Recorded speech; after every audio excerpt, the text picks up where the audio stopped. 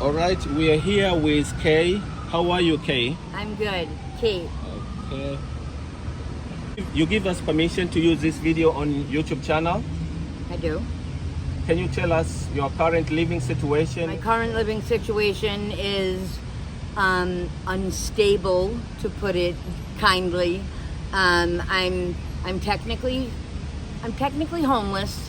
I do have a spot in a women's shelter, which I'm very lucky to have because it's atypical of shelter situations where I have the same bed every night and I share a room with a few other girls. It probably would best be described as a wet shelter. Oh, yeah. So where you born? You born in here, Massachusetts? Cape Cod, Massachusetts, which is vastly different from Mass Ave and Boston. Okay, did you graduate high school? I did. What kind of grade did you get? In high school, I got, I was lucky to graduate. I wasn't a great student. I could have been, I'm told, but that doesn't matter because I wasn't. It seemed as though I had a lot of friends. I love people, so I didn't necessarily fit in with just one group, like the band kids or the athletes, or I sort of just get along with everybody. So, are you married with kids? I'm not married. I do have kids. I was in a relationship that I would have described as married for 17 years, and we had 2 children together. And like so many relationships, we thought we were going to be able to make it, but we changed over the years. And he's one of my best friends in the world now. He was a great guy, is a great guy. I don't have any regrets about that, but we're not together as a couple anymore. I can't say that anybody's forcing me. I'm forcing myself. I make choices, and then my living situation is a result of the choices that I've made over the years, which have gotten progressively probably unhealthier or just it's an accumulation of you start off, the longer you're making bad decisions, probably the worse the consequences are. I make the choices myself. I'm not here by force. I'm here by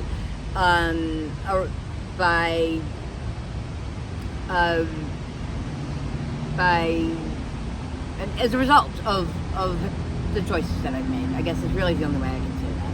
Have you been to jail? I've been to jail, but I briefly considering. It didn't feel brief to me. It felt like it was traumatizing for me because I'm not from a family or even an area where that's something that's I didn't come from a crime, poverty-stricken neighborhood. I came from a place where people didn't really go to jail, but it was a few weeks. A couple of times I wound up there for a few weeks, and it was really almost just a result of disorganization, missing court dates, and winding up with I don't have large felony charges, or I'm not a criminal. How many kids you have, you say? I have 2. Okay. I have a boy and a girl. Did you go to visiting them frequently? Not in these past few months, no. And what did you see yourself in 5 years? I'm sorry.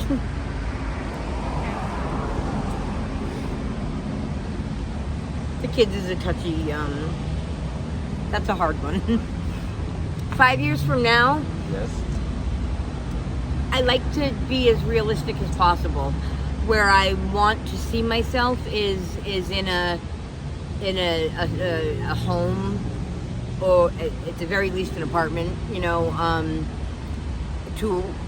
to 3 bedroom apartment with my children, who, God willing, or all things, me willing, if they want to stay with me in there. My daughter will be in college. In 5 years, my son could be in college also. So they could be staying with me, or if they wanted, or in a home somewhere in Massachusetts. I I've only lived in Boston briefly before this. But right now, I would live literally anywhere that was considered mine if it kept me safe at night and housed. What's your favorite color? My favorite color? Yeah.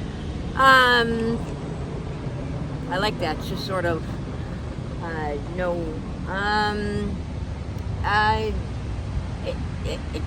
It changes. I think I like gray.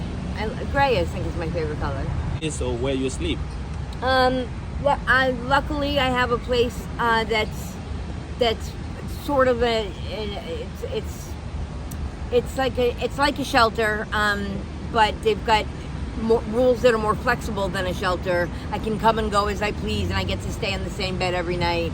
And I have a locker where I can lock up my belongings, which is really important because before that, when I was living actually on the streets, which I literally never had imagined that would be my life one day prior, I was getting robbed a minimum of once a week while I slept.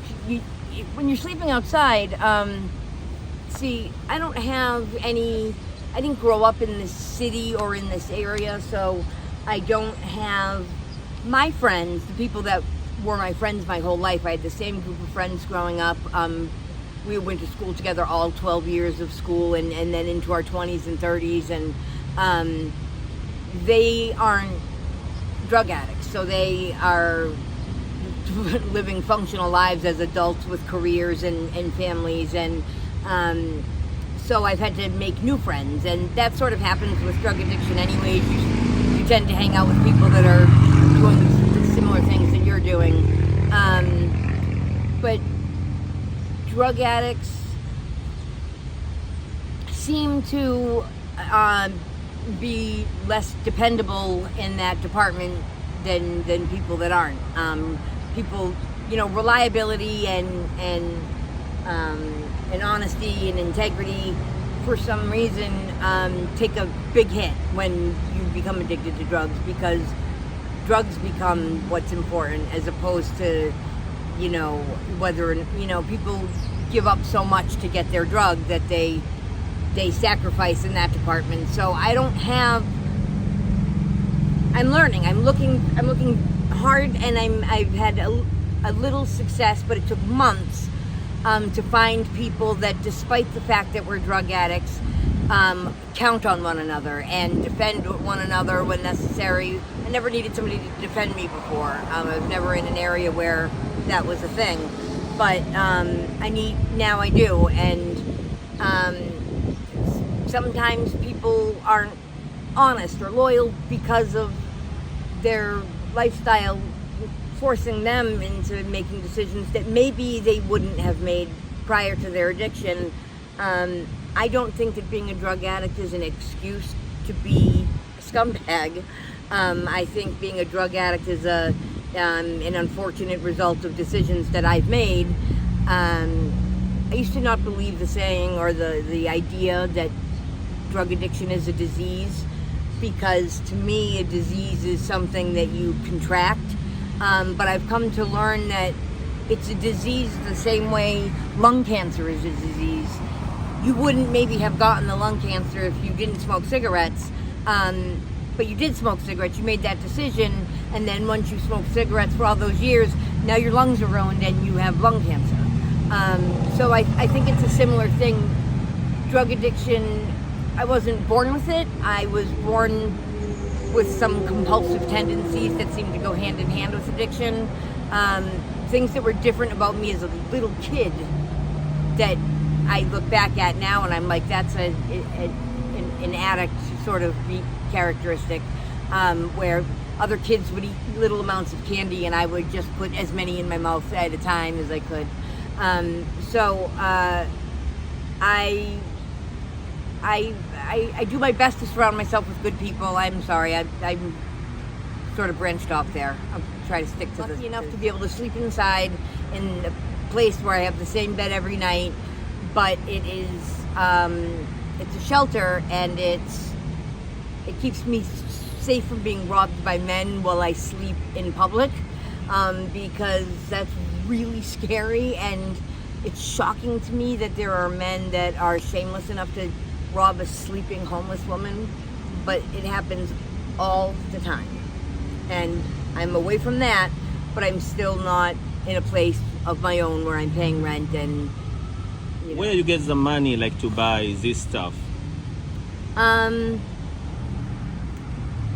It's hard. It's hard because I'm not working right now, and for much of my addiction, I was working. I was what they call a functional addict, and all that means is sort of living a typical civilian life, going to work every day, coming home at night, having dinner, going to bed.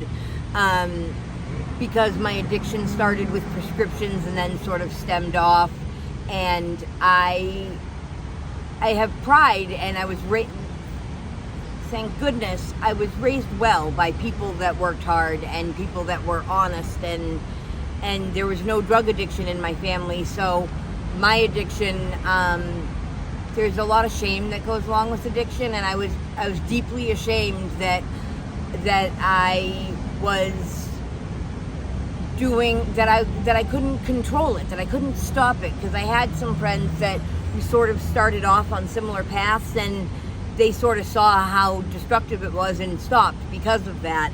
And I didn't have that same willpower, that same strength. And I was ashamed of that, because I've always been able to do what I say I'm going to do, or I put all of my effort into something and I've been able to do it, and I couldn't do that with addiction. And I was so ashamed of that. And also, drug addicts tend to not be trusted. People think they're lying or stealing because of how often drug addicts tend to, or even are forced to, lie and steal. So I hid it from everybody for a long time. They call that closet addiction.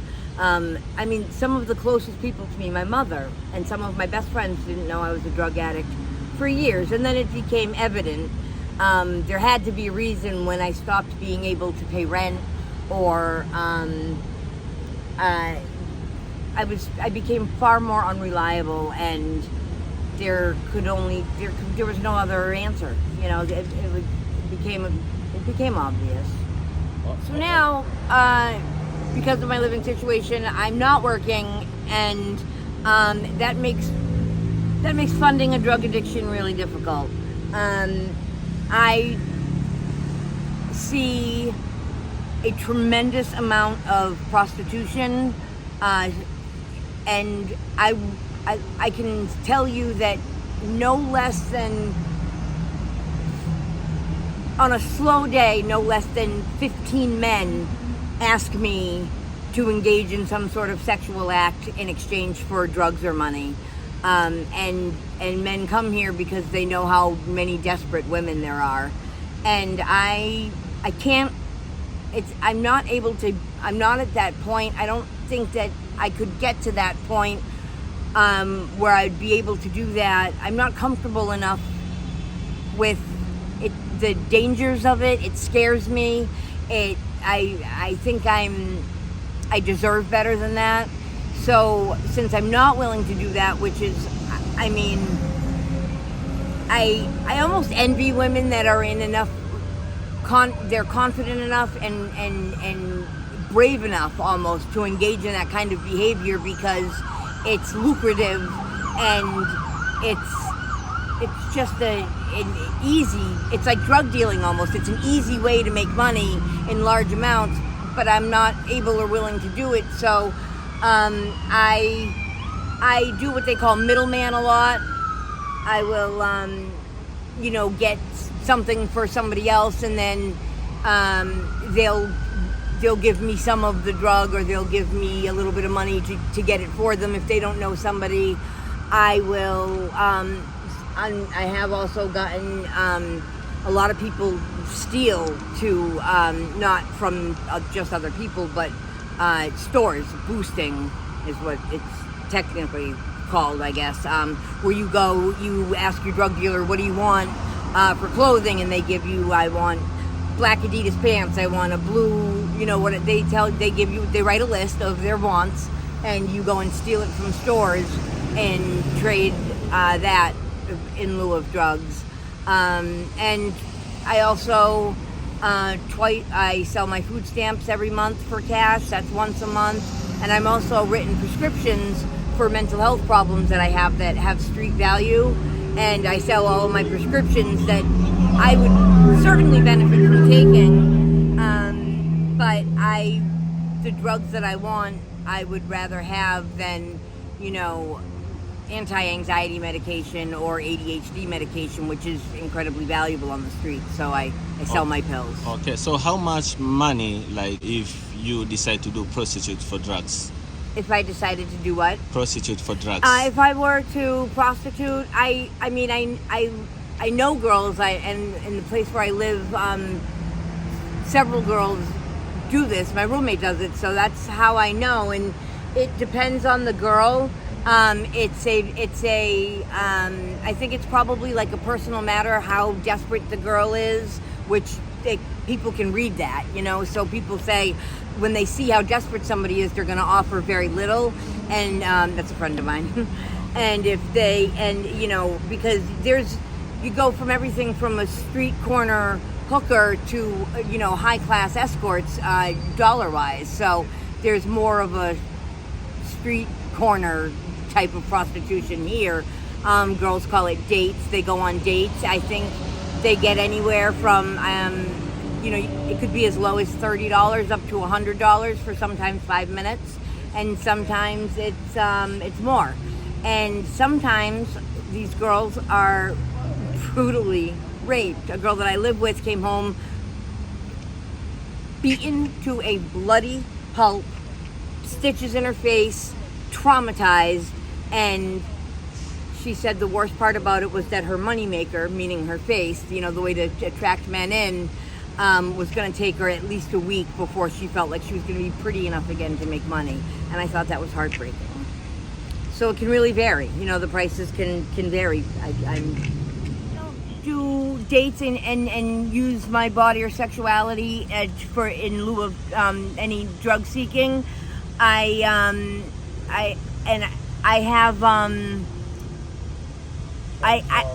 have, yeah, it's not just about morals. Also, it's okay. No, it's okay. It is a little bit about morals. I was raised to value myself and to be treated with respect. And honestly, the men who offer dates to me do it very respectfully. I'm right, but the reason it doesn't get disrespectful is because I don't engage in the dangerous behavior based on what I've seen can happen to other girls is part of it for sure. Part of it is also I'm not comfortable with that if I'm able to make it work otherwise. Like I said, with working as it right. I sort of play it by ear, which is like I'll take advantage of any situation that I can if it's going to be advantageous to me and also not be taking out of somebody else's pocket. But what I will say, I don't get raped because I don't put myself in those situations, but I get robbed because like I was saying, I sell my prescriptions, and I also, when I do drugs, because I see so much greed with drug addicts, which probably is necessary a little bit. You know, I understand we have to take care of a need that can be very, very pressing and overwhelming, but I don't like greed and I don't like selfishness. And so what I try to do is I feel better about myself if I make sure not to lower myself to standards that I've seen other people lower themselves to. And I don't know if that's me tricking myself into thinking that I'm better or if I actually am just, I try to make, I think what it is I'm trying to make some good decisions because I make so many bad ones. And my bad decisions seem good at first. I trust somebody because I'm friendly and I like people and I want to make friends. It'd be like I said, because I'm not from the area, but in doing so, I invite people that I don't know enough about their background. I tend to give people the benefit of the doubt a little bit longer than they deserve it. And then when I get high and I'm altered, I'm in such a good mood, I forget that people are stealing to fund their drug addiction. So I get robbed all the time. I get robbed of anything of value and things of literally my dirty underwear has been stolen from me. My dirty laundry has been stolen from me. At least 15 backpacks in a 6-month period. I've had 5 phones since January. It's September 3rd. I'm not even getting a phone now because it seems like the more I have, I don't need anything of value right now. I just need to survive and make it to the next stage of my life. And then I'm gonna, because it's so upsetting every time it happens. And then I get mad at the person, I get mad at myself. And if it's something that I don't need right now, what I should be focusing on is the stuff that I need. So I keep myself clothed, and I like I said, I sell my food stamps. I don't even keep myself fed. Luckily, the place where I stay does that for me. So I have to have nothing of value, because then I get robbed.